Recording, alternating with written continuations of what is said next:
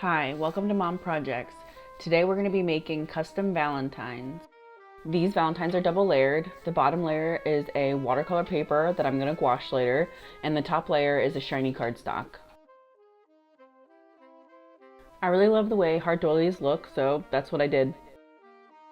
After designing the background shape, I also made some small hearts that I could use to fill out the valentine around the names that I was going to be using. Using the shape builder tool, I'm going to go around and delete the names and the hearts to create negative space.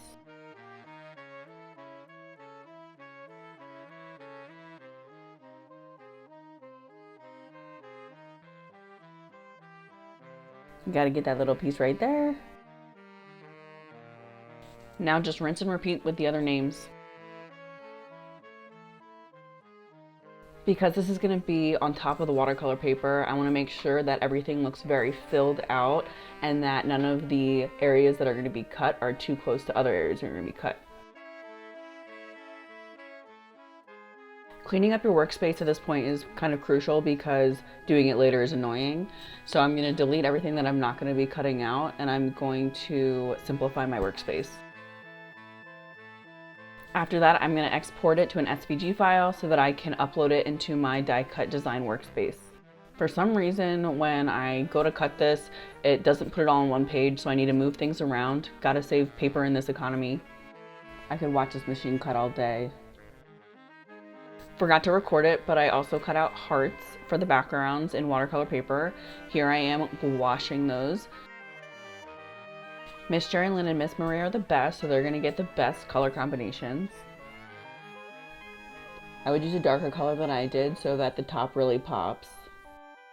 Now it's time to assemble. I am getting glue all over my fingers here, but it's okay because art is messy. Make sure you get good coverage so that it doesn't fall apart later. Attach the watercolor paper to back and we're almost done.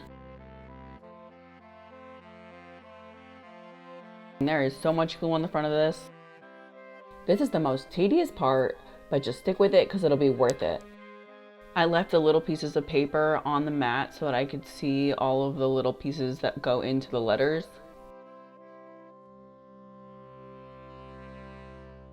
And now we're all done. They look beautiful. We're ready for writing notes in the back. I have a 1-year-old, so these are really going to babies and their baby teachers. I hope you enjoyed this video. If you want to see more content like this, subscribe.